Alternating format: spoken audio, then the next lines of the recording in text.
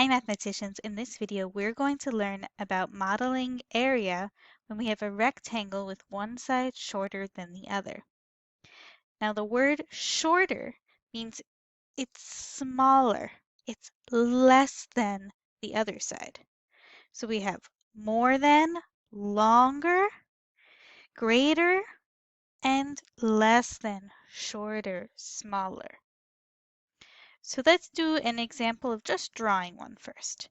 Draw a rectangle with the length 2 centimeters shorter than the width. So first things first, I need a rectangle. So here's my rectangle, and I want the length to be shorter than the width. So again, it doesn't really matter which one you call the length and the width, but if this is my length, it needs to be shorter than the width. So I need to make it this side smaller than this side. So if I call this my length and my width, now this length is shorter than the width.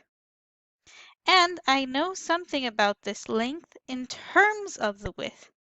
I know that this length, it's 2 centimeters shorter. When we see the word shorter, that tells us we're going to need to do minus, because it's smaller, it's less than, so we have to take away some of it. So we're going to take our width and do minus, how much are we subtracting? 2 centimeters. So if we wanted to write a formula for the area here, we could write the area equal to the width times the length. Remember, the formula for the area of a rectangle is length times width. So our length here is L, but we can write it in terms of W because we want just one variable. So we can write W minus 2. Now let's just think about this. What could the possible dimensions be? Well, if our width here was 4, our length would be 2 less. 4 minus 2 would be 2. 4 times 2 would give us an area of 8. But that's not the only answer. We can have many different answers here because they didn't give us an area. Let's do another example that's more in context and where we have an area. Maria is publishing a book.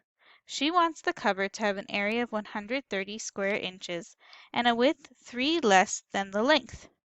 Write an equation to model this situation. First, what shape is a book? A rectangle. So let's draw a rectangle. Now in this one, the width is less than the length. So if I'm calling this the length, that's the one I'm going to use my variable for. My width is 3 less than that. So I'm going to do L minus 3. Now we also have one more piece of information.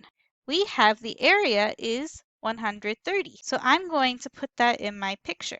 Now I can write my equation. So I have my area here, 130, equals my length. Well, here my length is L. That's the variable we want to use. Times our width. Our width is L minus 3.